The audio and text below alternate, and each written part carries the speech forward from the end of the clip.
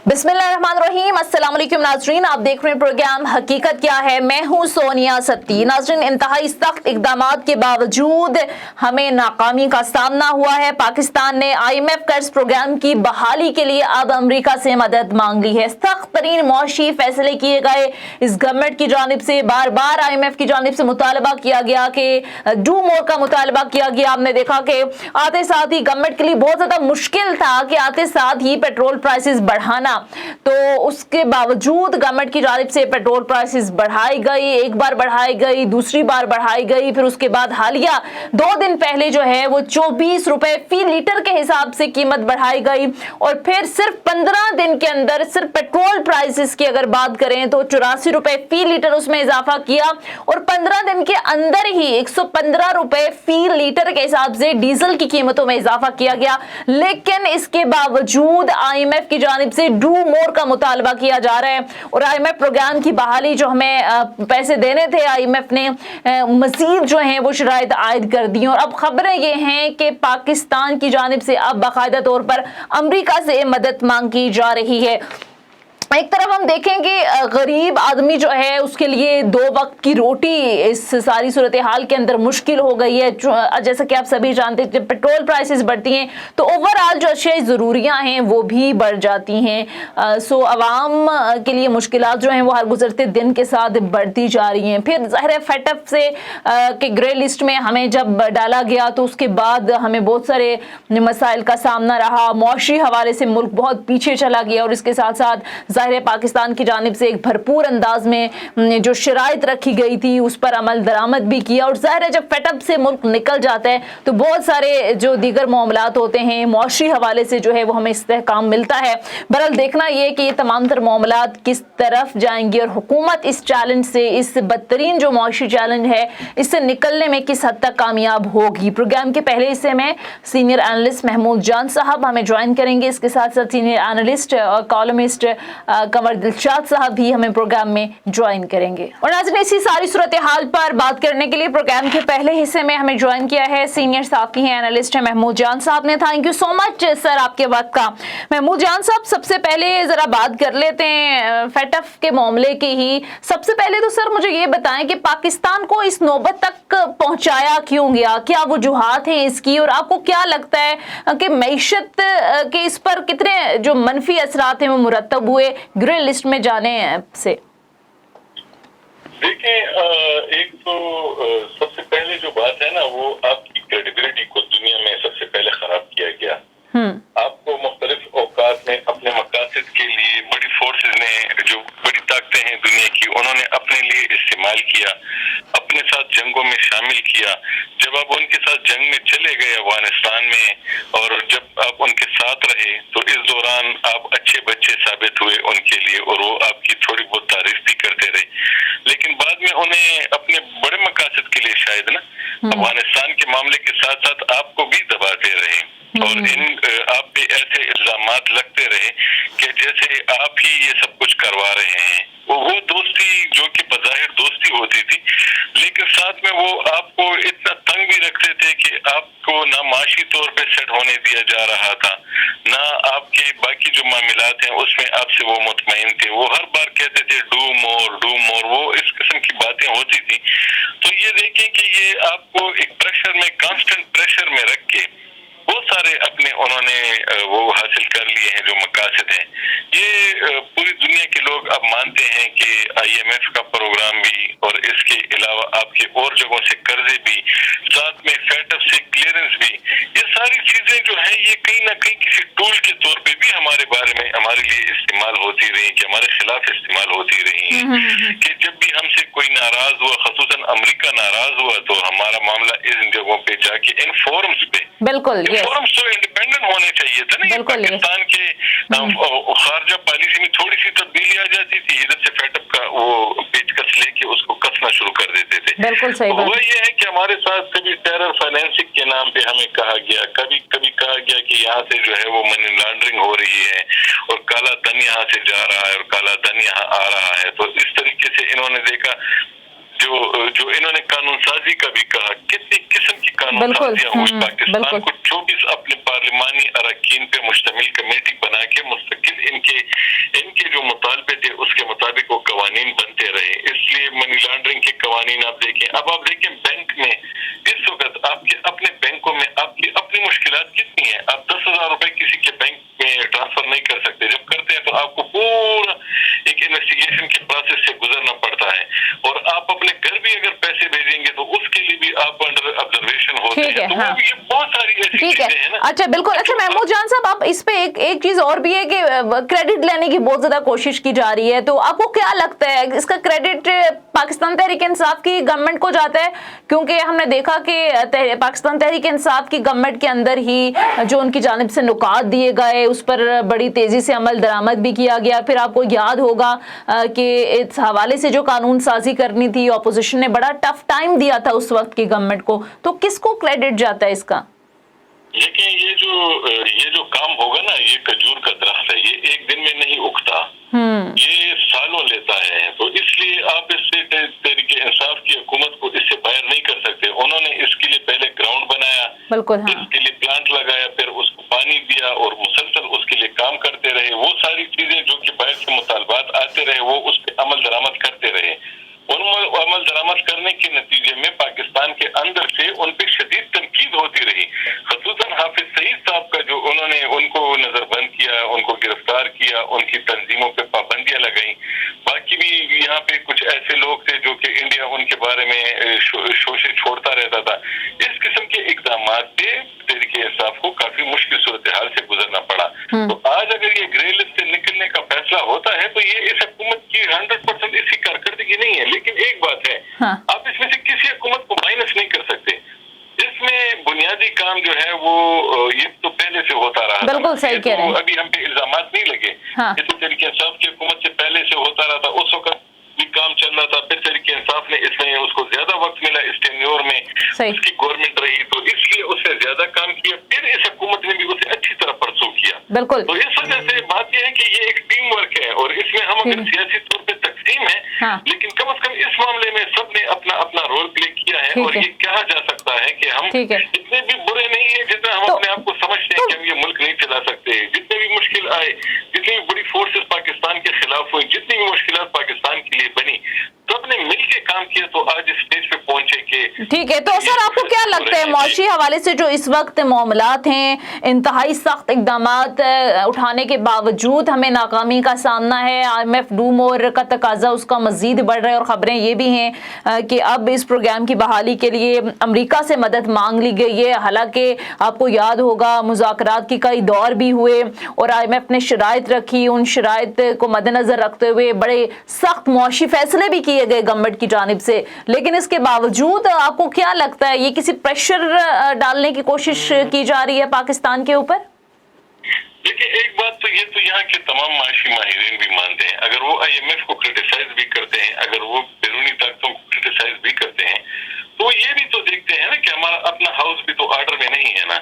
हम यहाँ पे जो बाहर से पैसे कर्जे में लेके आते हैं, हम जो गरीबों को उसमें हिस्सा देते हैं सब्सिडी का, तो वो हम लैंड क्रूजर वाले को भी देते हैं, हम मालदार से मालदार आदमी को भी वही वाला हिस्सा देते हैं। यानी हम बाहर से भीख मांग के या कर्जा लेके लाते हैं और अपने घर के हर फर्द को बिल्कुल हम यूनिफॉर्म तरीके से वो सब चीजें उसमें तकसीम कर लेते हैं। तो उनको फिर यहाँ पे हमें टारगेट करने का मौका मिल जाता है कि यार आपके फला कानून में कमजोरी है, आपके फला जगह पे अगर कोई ऐसा बंदा पकड़ा जाता है जिसने आपसे करप्शन की हो, आप उससे पैसे नहीं निकलवा सकते, इसलिए आपको अपने इस कानून में नैब के इन कवानीन में फला चीज में आपको तब्दीली करनी पड़ेगी, फिर आपको करनी पड़ती है। फिर इसके अलावा वो आपको कहते हैं कि आपको अपना जो फाइनेंशियल अफेयर्स हैं और मुल्क के वो आपको इस तरीके से चलाने चाहिए, आपने जो लोगों को सब्सिडी दी है वो आपको विड्रा करनी पड़ेगी। ठीक है। अगर वहाँ पे आपके पास ये लूप होल्स ना हो तो उनको वहाँ पे हाथ डालने की जरूरत क्यों पड़े और वो उनको मौका कैसे मिले? लेकिन हमारे निजाम में बहुत बड़ा मसला है।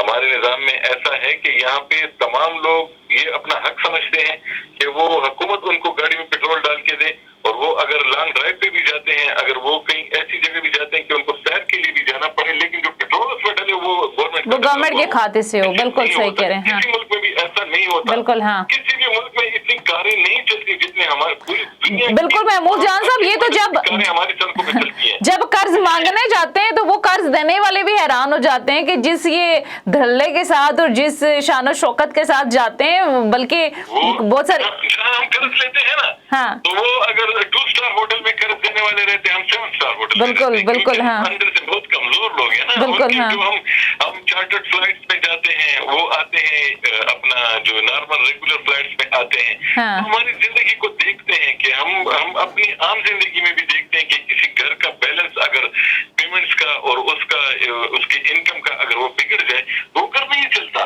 बिल्कुल सही कह रहे हैं, हाँ। पाकिस्तान में कमजोरियां हैं, बिल्कुल सही कह रहे हैं। यहाँ का हमारा बाबू जो है ना, वो जो ब्यूरोक्रेट है या सरकारी आदमी है, अशराफिया है जो हमारी एलीट क्लास, जरूरत से ज्यादा चीजें उसमें से अपना हिस्सा लेता है। बिल्कुल ठीक है। बहुत बहुत शुक्रिया, बहुत बहुत शुक्रिया महमूद जान साहब, प्रोग्राम में हमारे साथ मौजूद थे, आप सीनियर सहाफी हैं। नाज़रीन मुख्तसर ब्रेक लेते हैं, ब्रेक के बाद वापस आएंगे। Stay with us.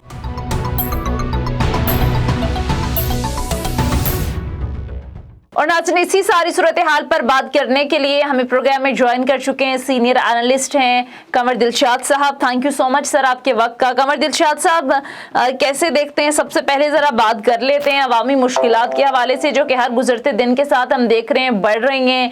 सख्त मुआशी फैसले कर रही है गवर्नमेंट, जब से आई है 3 बार पेट्रोल बम गिरा चुकी है, लेकिन इसके बावजूद हम देख रहे हैं कि IMF प्रोग्राम की बहाली जो है वो नहीं हो रही। आपको क्या लगता है, अमरीका से खबरें ये आ रही हैं कि अब मदद मांग ली गई है, इंतहाई सख्त इकदामात के बावजूद हमें नाकामी का सामना है, अगर नहीं मिलती मदद तो फिर सूरत हाल आपको किस तरफ जाती देख रहे हैं आप? देखिए, सबसे बड़ी अहम बात यह है कि IMF के तो मुतालबात हमेशा से ही सख्त तरीन चले आ रहे हैं। अब हमारी साबका हुकूमत है, उनके ज़माने में भी बड़े शदीद किस्म के MIF के मुतालबात थे और वो मुल्क दुश्मनी में थे, मुल्क की मुखालफत में थे, पाकिस्तान की माशी तौर पर तबाह बर्बाद करने की स्कीमें थी। लेकिन उस वक्त की हुकूमत मजबूर थी। पहले तो इमरान खान साहब जब इक़्तिदार में नहीं आए थे तो बार बार ये फरमा रहे थे कि जनाब हम IMF के पास नहीं जाएंगे बल्कि खुदकशी कर लेंगे। चूँकि हुकूमत में वो नहीं थे, उन्हें हुकूमत का इदराक नहीं था, लेकिन जिस वक्त हुकूमत में आए तो उन्हें मालूम हुआ कि ये तो बहुत अहम मसला है, तो फिर IMF के पास उन्होंने शदीद उनकी शराइत कबूल की। कुछ हुकूमत ने आवाम से छिपाया, ज़ाहिर है छिपाना पड़ता है, मुआशी तौर पर तमाम चीज़ें आवाम को नहीं बताई जाती, लेकिन जिस तमाम चीज़ें देखते हुए हमने देखा कि IMF के जितने मायदे हुए इमरान खान गवर्नमेंट में, वो भी आवाम के मफादात में नहीं थे। महंगाई बढ़नी थी, पेट्रोल का, बिजली का, तमाम इलेक्ट्रिसिटी का, गैस के तमाम बिल हमारे बढ़ने थे, टैक्स में जो है वो मराहत नहीं मिलनी थी, एमनेस्टी नहीं मिलनी थी। ये सारे IMF के मामलात थे। लेकिन बदकिस्मती ये है कि पाकिस्तान ने हमारे हमसाया मुल्कों से सबक नहीं सीखा। पाकिस्तान को चाहिए था कि बांग्लादेश से सबक सीखता। बांग्लादेश में जो है वो भी IMF से मुआहदे करते हैं, लेकिन अपने आवाम की मफादात को मद्देनजर रखते हैं, अब बड़े ठोस बुनियाद पर बातें करते हैं। लेकिन यहाँ तो इन्होंने एक बड़ी अहम बात यह, जितने भी आप हैरान होंगी कि जितने भी हमारे वजीर खजाना आते रहे, जब वो अपोजिशन में होते हैं उनका लहजा कुछ और होता है, जब वो हुकूमत में आते हैं तो वही लहजा इख्तियार करते हैं जो साबका हुकूमत। दिलशाद साहब, आपकी बात दुरुस्त है कि हम देखते रहे कि जब गवर्नमेंट में नहीं थे इमरान खान साहब तो बड़े बयानात देते रहे, जब गवर्नमेंट में आए तो फिर IMF के हक में हो गए, अब चले गए दोबारा खिलाफ हो गए। इसी तरह से ये जो मौजूदा गवर्नमेंट है ये भी कर रही थी, ये तो बल्कि बयान ऑन रिकॉर्ड हैं आज की गवर्नमेंट के। जब इमरान खान साहब की हुकूमत थी वो कहते थे कि IMF के हाथों गिरवी रख दी है ये मुल्क, हर चीज बेच दी है। तो सर ये सियासत जो की जाती है अपने अपने सियासी मुफादात के लिए, इसका कितना असर है? चूंकि आप देखें IMF बार बार ये कह रहा है कि आप लोग मुआहदे करके जाते हैं हमसे, वहां जाकर आप मुआहदों की पासदारी नहीं करते बल्कि आप सब्सिडीज देते हैं, तो ये भी कितना बड़ा एक आपको लगता है कि ये एक लूप होल है?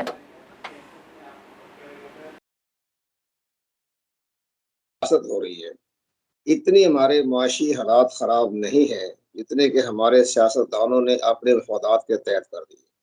अभी मुफ्ता इस्माइल साहब जिस अंदाज से बात कर रहे हैं वो आवाम की मफादात की नहीं बल्कि आवाम में मायूसी फैला रहे हैं। एक लीडर की क्वालिटी होती है, जब माशी बुरहान पैदा हो जाए तो आवाम के अंदर हौसला दें, ताकत दें, एनर्जी दें।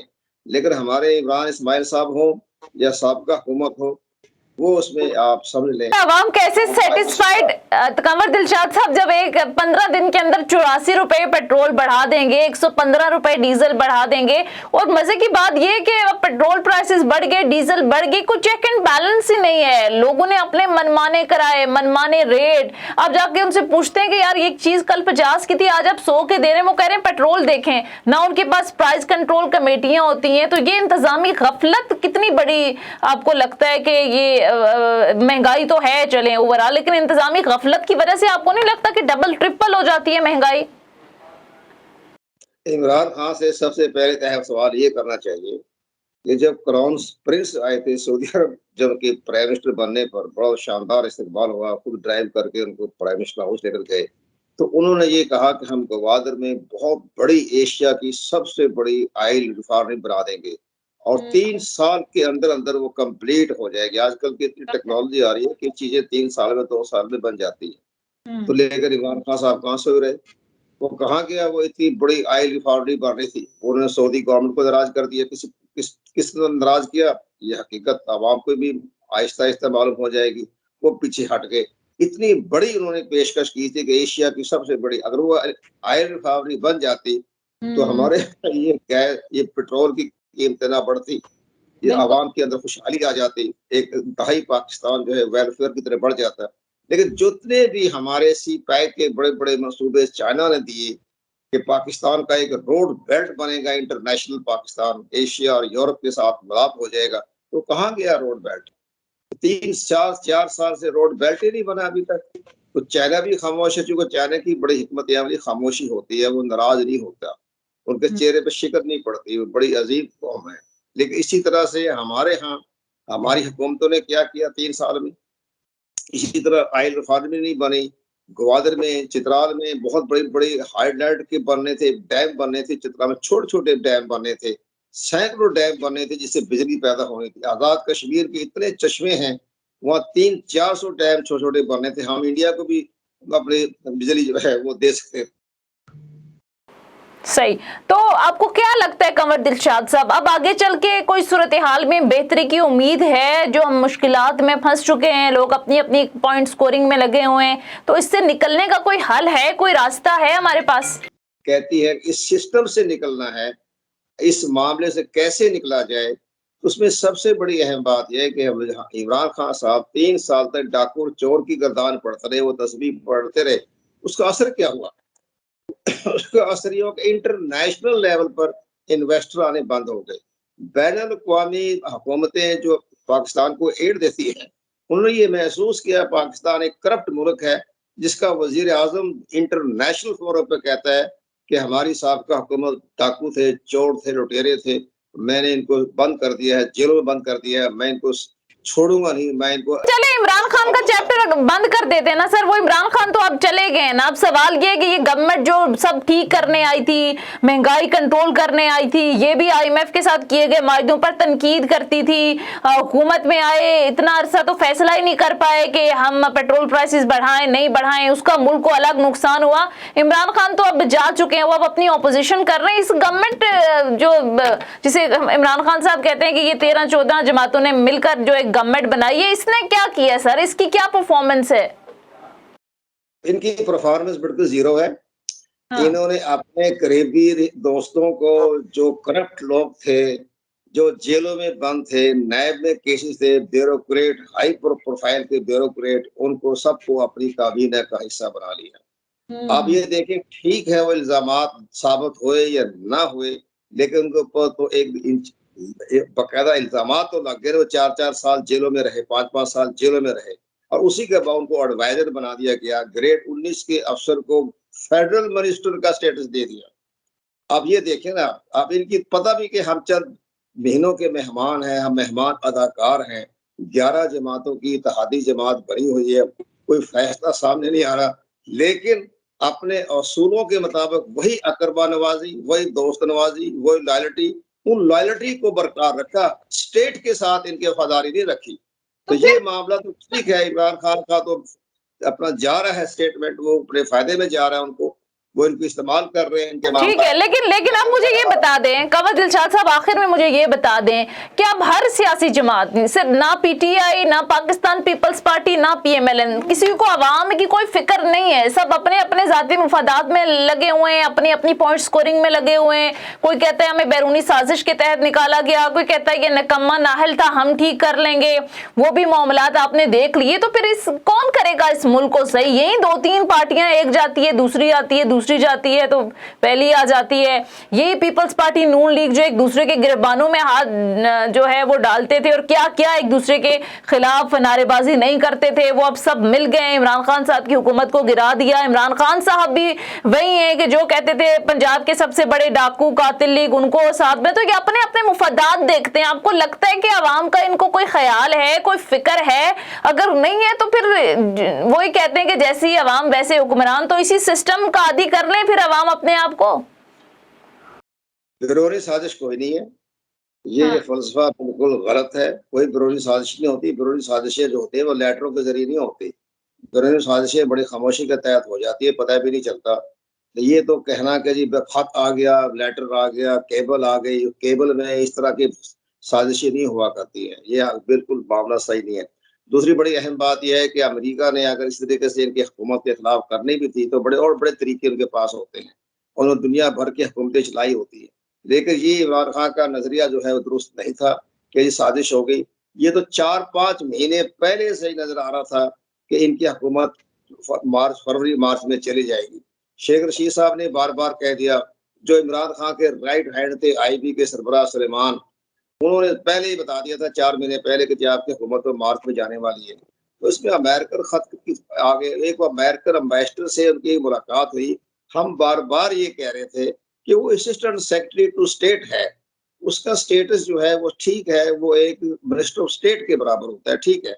हमारे साथ भी जब मैं फेडरल सेक्रेटरी था, हमारे पास भी इसी तरह के assistant secretary, deputy secretary, secretary state आते रहते थे और तरह तरह की बातें पाकिस्तान के बारे में करते रहते थे। उसको हमारे एम्बेसडर साहब ने कहानी बना ली, अपने तोता कहानी बना ली, तोता कहानी बना के हमारे वजीर खारजा को भिजवा दिया। वजीर खारजा को तो इदराक ही नहीं होता कि उदार चलती कैसे है, तो वो सारा उस खत को गलत तरीके से हल किया। हमारी जो नेशनल सिक्योरिटी कमेटी ने भी साबित कर दिया कि वो एक आम सा खत था, उसमें आम सी बातें थी जो आम चिट चैट होती है एक दो मुल्कों के सफारती दरमियान। सही है, कोई साज बिल्कुल। और डीजीआईएसपीआर बड़े वाज़ेह अंदाज में ये कह चुके हैं कि कोई किसी किस्म की बैरूनी साजिश नहीं है। और इमरान खान साहब जो बात कर रहे हैं कि हम जुडिशल कमीशन बनना चाहिए, तहकीकात होनी चाहिए, उस पर भी बड़ा क्लियरली इदारे ने कह दिया कि आप बनाएं जुडिशल कमीशन, जो भी हमसे हो सका इदारा ताउन करेगा। तो मेरे ख्याल से अब इस बहस को खत्म हो जाना चाहिए। बहरहाल बहुत बहुत शुक्रिया कंवर दिलशाद साहब, सीनियर एनालिस्ट प्रोग्राम में हमारे साथ मौजूद थे। नाज़रीन, ये था हमारा आज का प्रोग्राम। फीडबैक जरूर दीजिएगा। अगले प्रोग्राम तक हमें इजाजत दीजिए। खुदा हाफिज।